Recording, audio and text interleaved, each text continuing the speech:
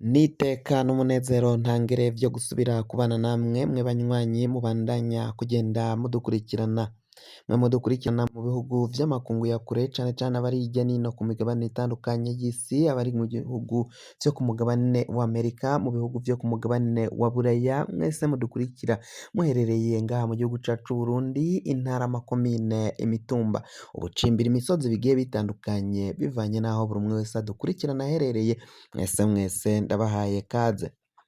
Fyonda subscribe niba ukoresha ururimi rw'icongereza canke niba ukoresha ururimi rw'igifaransa urafyonda sabone, hama uraca uja ngaha iburyo urafyonda no kwa kantu kameze nk'agakengeri, amakuru, ibiganiro dutoza umwanya ku mwanya bizaja bigushikira aho uzoba uherereye hose kw'isi. Amakuru azindukiye ngaha mu gihugu cacu c'Uburundi, umukuru w'igihugu cacu Varisito Ndayishimiye, umujinya, agashavu karaniga, n'inyuma yaho bivugwa ko ariko arategura igitero co gutera igihugu kibanyi c'u Rwanda afatanyije n'inyeshamba za FDLR. Izo nyeshamba zikaba zarasize zikoze ibara, interahamwe zasize zihekuye u Rwanda mu mwaka w'igihumbi kimwe amajana icenda na mirongo icenda na kane zikoze jenoside yakorewe abatutsi muri ico gihugu kibanyi c'u Rwanda.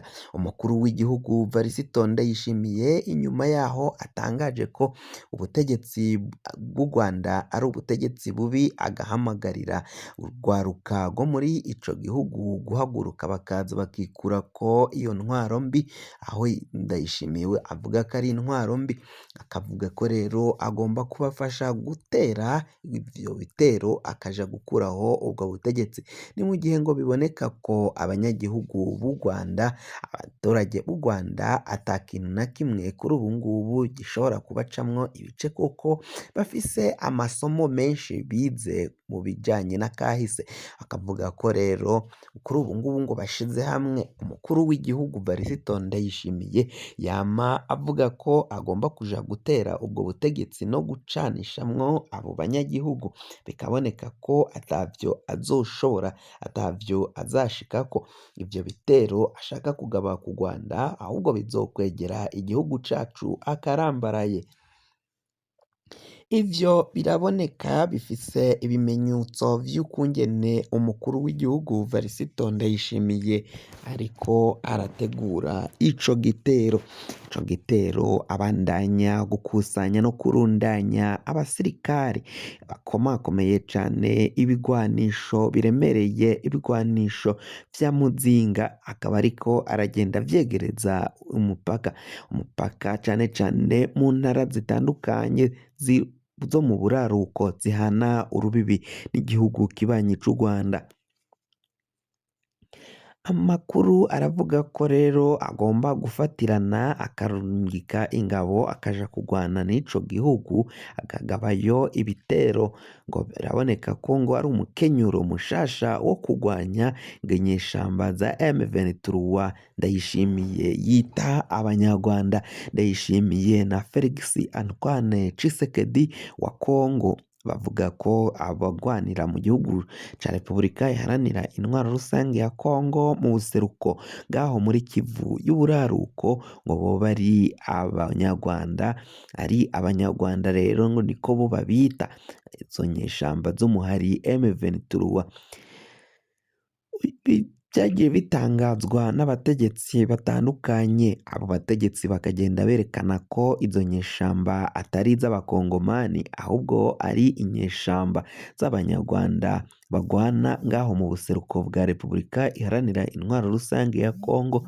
Abategetsi batandukanye baragiye bavuga ko batazokwemera na rimwe ko hari n'isantimetero n'imwe itwagwa n'abo banyarwanda, itwagwa n'u Rwanda ifashwe n'izo nyeshamba. Jean Pierre Bemba yarabivuze, yarabishikirije ubwo yari i Goma abibajijwe n'abamenyesha makuru, bavuga ko bamubaza niba aho inyeshamba zaciye zifata ko bazoharekera izo nyeshamba.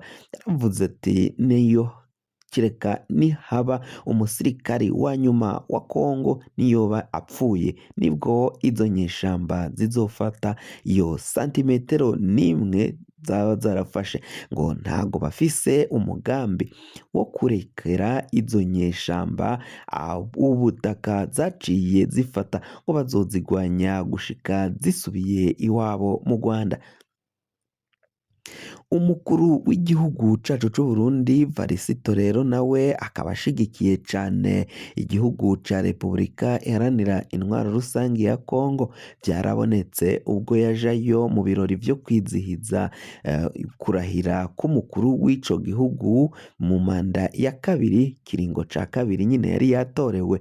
Uyu ni Felix Antoine Tshisekedi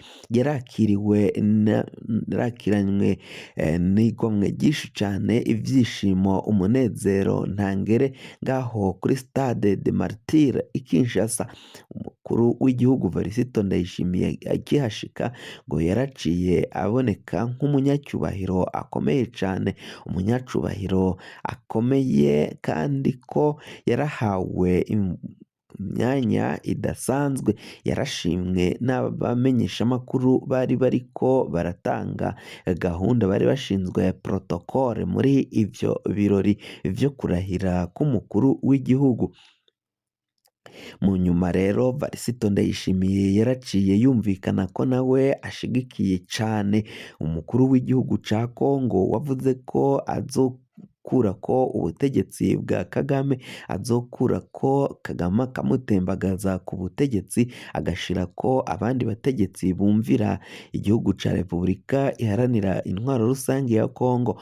Varisito Ndayishimiye nawe yarabisubiyemwo, aho yari afise ikiganiro n'ugwaruka, akavuga ko ugwaruka rw'Abanyarwanda rubohewe amaboko mu mugongo, akavuga ko urwo rwaruka rwari rwateraniye ngaho rushobora guhaguruka rukaja kugwanya ikibi mu Rwanda, rukaja kubohora urwaruka rugenzi rwarwo. Urwaruka rw'u Rwanda nirwo yavuga ko ruboshe.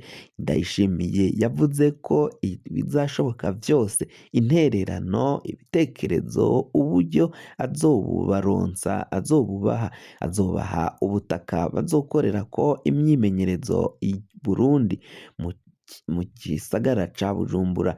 Avuze ko uwo mutwe mu gihe boramuka bawushinze ariho yobaha ubutaka bakaza gukoreramwo.